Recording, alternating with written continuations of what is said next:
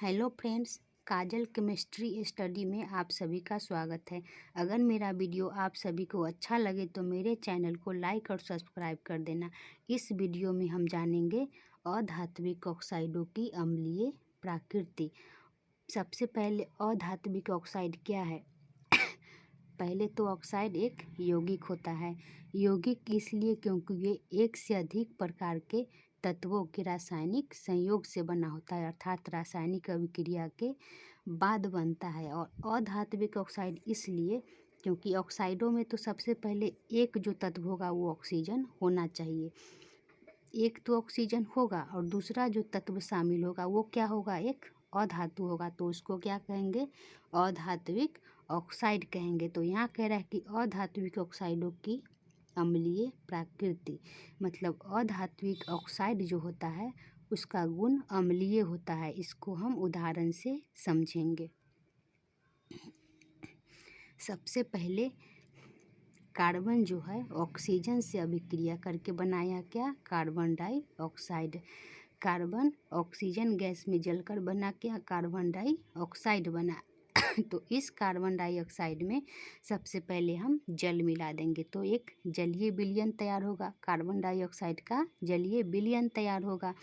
तो इस जलीय विलयन को हम दो भागों में बांट देंगे। और पहला भाग में क्या करेंगे? पहला भाग में कैल्शियम हाइड्रोक्साइड, कैल्शियम हाइड्रोक्साइड को चूना जल भी कहते हैं। तो पहले भाग में कार्बन डाइऑक्साइड में हम चूना जल से अभिक्रिया कराएंगे तो बनेगा क्या? कैल्शियम कार्बोनेट और जल। यहाँ क्या कह रहा है कि कार्बन डाइऑक्साइड गैस जो होता है वो चूना जल से अभिक्रिया करके कैल्शियम कार्बोनेट बनाता है, जिससे चूना जल दूधिया हो जाता है। कैल्शियम कार्बोनेट जो बना वो दूधिया हो जाएगा।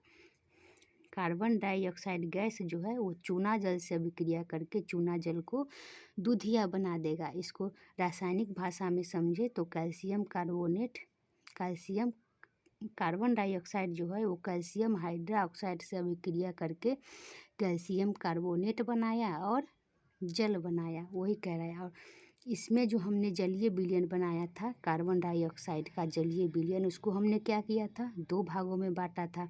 तो पहले भाग में तो हमने ये किया, चूना जल से अभिक्रिया कराया तो ये चूना जल को दूधिया बना दिया, अर्थात कैल्शियम कार्बोनेट बनाया। और दूसरा जो भाग है उसमें क्या करेंगे? दूसरा जो भाग है कार्बन डाइऑक्साइड में हमने क्या मिलाया था? जल मिलाया था। तो ये दोनों अभिक्रिया करके बन गया क्या? कार्बोनिक अम्ल।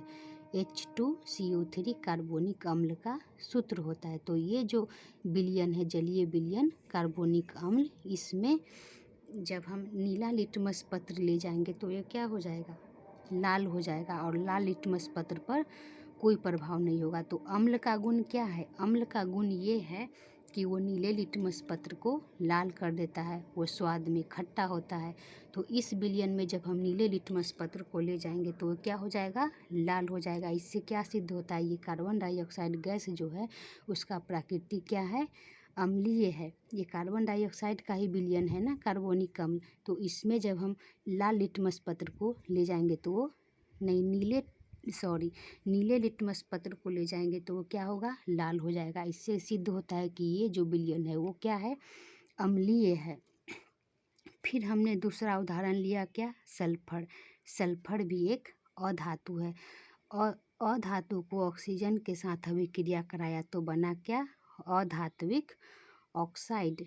यहाँ सल्फर ऑक्सीजन गैस में जलकर बनाया sulphur dioxide. Sulphur dioxide gas जो है, गैस होता है वो क्या होता है? ये इसका जो गंध होता है ना वो घुटन वाला होता है, मतलब इसका गंध बहुत खराब होता है, दम घुटने वाला जैसा गंध होता है। किसका? सल्फर डाइऑक्साइड का। तो सल्फर डाइऑक्साइड में फिर हम जल मिलाएंगे तो बनेगा क्या? H2SO3 सल्फ्यूरस अम्ल। ये भी एक अम्ल बनेगा। सबसे पहले सल्फर ऑक्सीजन में जलकर बनाया क्या? Sulphur dioxide. और फिर सल्फर डाइऑक्साइड में हम जल मिलाएंगे तो एक जलीय विलयन तैयार होगा। ये भी क्या होगा? एक अम्लीय होगा। ये भी एक अम्ल बनेगा। H2SO3 ये कौन सा अम्ल है? सल्फ्यूरस अम्ल है। तो इस अम्ल में भी हम अगर नीले लिटमस पत्र को ले जाएंगे तो वो क्या होगा? लाल हो जाएगा और लाल लिटमस पत्र पर कोई प्रभाव नहीं पड़ेगा।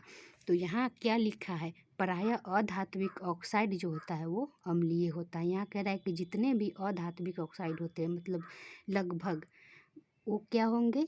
अम्लीय होंगे। अतः ये ऑक्साइड अम्लीय ऑक्साइड कहलाते हैं। मतलब अधात्विक ऑक्साइड को हम कह सकते हैं कि ये अम्लीय ऑक्साइड है। उदाहरण के लिए क्या है? कार्बन डाइऑक्साइड है, सल्फर डाइऑक्साइड है, फास्फोरस पेंटाक्साइड है। ये सब क्या है? अधात्विक ऑक्साइड है।